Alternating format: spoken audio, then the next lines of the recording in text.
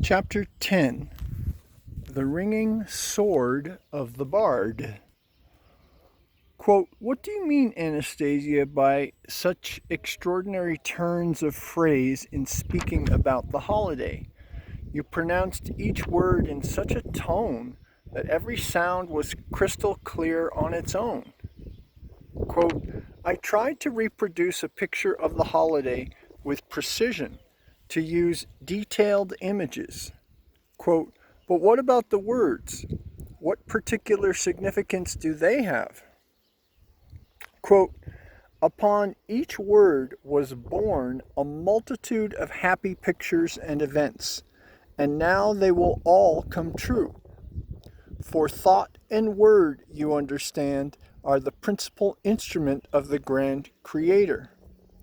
An instrument bestowed not on all that grows with flesh and bones, but just alone to man." I'm reading a little slowly because it's convoluted a little bit. Quote, "Then why doesn't everything that people say come to pass?" Quote, "When the thread between the spoken word and the soul is broken, when the soul is found empty and the image dulled, then what is said, though it be plenty, is as empty as chaotic sound, and nothing can it betoken." Quote, "That's sheer fantasy. Come on now. You let yourself believe in everything like a naive child." Quote, "How can it be fantasy, Vladimir? After all, I could give hundreds of examples from the world you live in, and even from your own life, as to what power a word has when it projects the image connected with it." Quote, "Then give me an example I can understand." Quote, "An example? Here's one. A person standing on the stage before an audience and speaking words. An actor, for instance. He will repeat the same words people have heard many times before, but there is only one actor people will listen to with bated breath. Another they won't adore. The words are the same, but there's a vast difference in how they are spoken. What do you think? Why does that happen?" Well, that's actors for you. They spend years studying at drama school. Some are outstanding in their profession, others just so-so. They memorize their lines at rehearsal so they can say them with expression. Quote, "They are taught at drama school, Vladimir, how to get inside the image that underlies the word. Then they try to reproduce that image during rehearsals. And if an actor succeeds in projecting even 10% of the invisible images underlying the words he utters, the audience will then listen with their whole attention. And if he should succeed in projecting the images behind half of his words, you will indeed call that actor a genius. For his soul is speaking directly with the souls of those sitting or standing in the auditorium. And during the play, people will laugh or cry as they feel in their soul what the actor desires to convey. Such is the instrument of the grand Creator." Quote, "And whenever you speak, how many words can you project the corresponding image? 10% or 50? Quote, "With all of them. That is the way great-grandfather taught me." All of them? Really? All the words? Great-grandfather said it is even possible to project the images contained in the letters of the alphabet, and I learned how to come up with an image for each letter." Why letters? Letters don't mean anything. Quote, "Letters do mean something. Behind every letter in Sanskrit, for example, there are words, even whole phrases. There are letters there too, and beyond them, many written words. so that infinity is hidden in every letter. Quote, well, isn't that something? And we just sputter out our words. Quote, yes, that is what happens to words that have been passed down to us over thousands of years. They have passed through and penetrated time and space, and the forgotten images underlying them are still today are once more attempting to knock on the door of the human race. And they watch out for our souls and even go to war on their behalf. Quote, and what kind of words are these? Is there at least one that might be familiar to me? Of course there is. At least as a sound you have heard, but people have forgotten what underlies these words. Anastasia lowered her eyelids and sat silent for a while. Then very quietly, almost in a whisper, she asked me, Vladimir, please pronounce the word bard. Bard, I said. She shuddered, almost as though in pain, and said, oh, the indifference and banality in your pronunciation of that majestic word. You blew a cold gust of emptiness and neglect upon the candle's restless, flickering flame. A flame that has been connected through the centuries and possibly even addressed to you or someone else living today by a distant ancestor.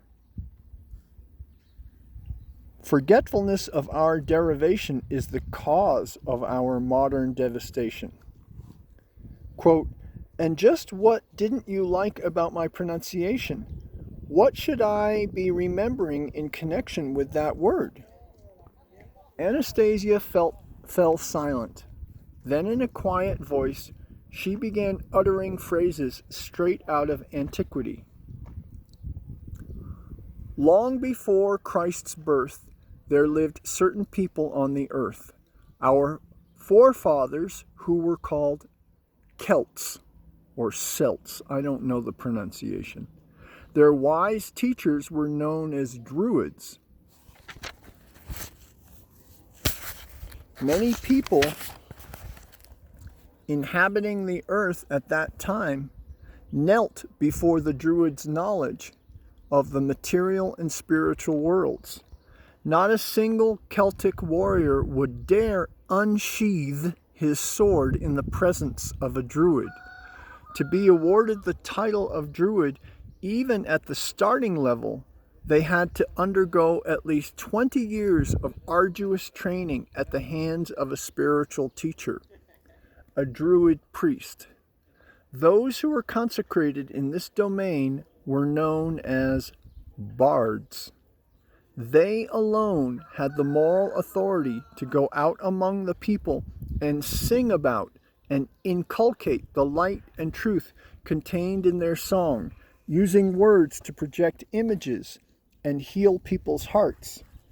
The Celts fell subject to attacks by Roman legions. Their last battle took place at a river. The Romans noticed that there were women walking among the Celtic warriors, women with long, flowing hair.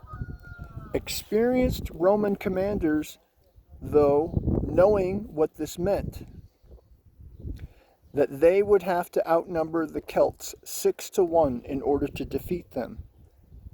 They were unaware of the reason why. Nor do modern historians and researchers have a complete explanation. It all had to do with these unarmed women with long, flowing hair. The Romans surged in with a mighty force, outnumbering the Celts 9-1. Aligned with their backs up against the river, the last family of fighting Celts was on the verge of defeat. They stood strong in a semicircle.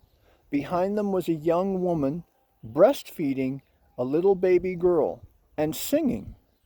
The young mother sang a bright and cheerful song so as not to instill doleful fear in the little one's soul, so that she would be left with images of light. Whenever the little one tore herself away from her mother's breast, their eyes would meet.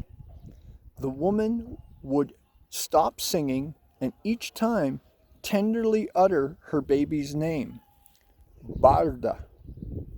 Soon there was no longer any semicircle to defend the pair. All that stood between the nursing mother and the flood of Roman legionnaires making their way along the narrow path was a young, blood-gored bard armed only with a sword. He turned to look at the woman. Their eyes met, and they smiled at each other. The wounded bard managed to stave off the Romans while the woman went down to the river and put her little baby girl into a little boat and pushed it away from the riverbank. With one last great effort of willpower, the bleeding bard threw down his weapon at his woman's feet. She took up his sword and fought for 4 hours straight with the legionnaires on the narrow path, preventing them from reaching the shore. Their strength became spent, and they spelled each other off on the narrow path. The Roman commanders looked on in silent astonishment, but could not understand how strong and experienced soldiers could not come close enough to even scratch the woman's body. For 4 bruising hours she fought the flood of Roman attackers. Then the woman's lungs gave out, dried up with dehydration, as no liquid had touched her tongue, and drips of blood began oozing from her cracked, beautiful lips. Slowly, sinking to her knees, her strength waning all the while, she managed one more faint smile in the direction of the little boat, carrying away her little Barda, a future songstress, downstream with the current. And one more gleam of the word and its image, which have been carried down through the millennia for the benefit of many living upon the earth today. Quote, man's being is not only in the flesh. Man's invisible feelings, aspirations, and sensations are immeasurably deeper and greater than what can be discerned by the eye or the ear. As if in a mirror, they are only partially reflected in the visible material state. The baby Barda grew into girlhood and later became a woman and a mother. She lived on the earth and sang.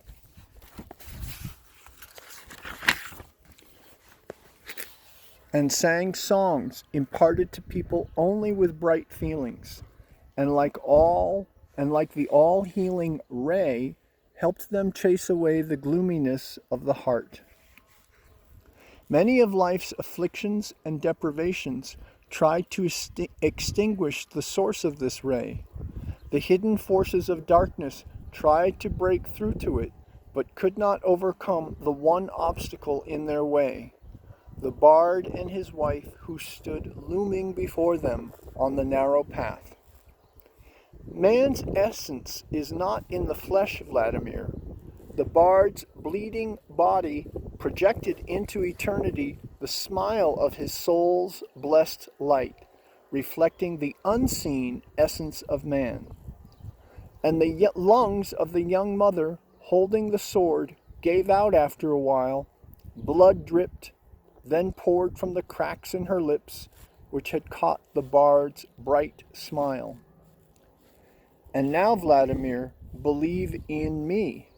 Understand and see, and you will hear the ring of the invisible sword of the bard, beating back the attack of the dark and angry forces on the path to the hearts of his descendants today. Now, please pronounce the word bard once again, Vladimir. Quote, I can't. Not until I can say it with the proper meaning. then I shall most certainly pronounce it. Quote, thank you for not attempting it, Vladimir. Quote, tell me, Anastasia, after all, you are able to tell. Who among those living today are the direct descendants of that barred warrior who stood on the narrow path? Who can forget something as important as his ancestry? Tell me, Vladimir, why did this question come to your thought? Quote, I want to get a good look at that person or persons who have forgotten such things, those who do not remember where they came from, those without feeling. Quote, perhaps you want to make certain that you are not the one who is forgetting? Now, what does that have to do with it? Never mind, Anastasia. I think I understand. You need not give it another thought. Let each person figure it out for themselves. Quote, fine, she replied, and fell silent, looking at me. I, too, kept silent for a time, reflecting on the pictures Anastasia had painted, and then I asked her, why did you choose that particular word as an example? Quote, to show you how the images underlying it in the real world will soon take visible form. Guitar strings in swarms are now vibrating under the fingers of today's Russian bards. Even back when I was dreaming about it all in the taiga, these bards were the first to feel the images, their hearts and their souls. At first, it was only in one of them that flared a flickering, burning flame and the delicate resonance of a guitar string. But then the souls of others caught the rhythm and joined in. Soon their songs will be heard by many, both near and far. These are the bards who will help us behold the new dawn, the dawn of enlightenment of human hearts and souls. You shall hear their songs, and these will be new songs, songs of the awakening dawn.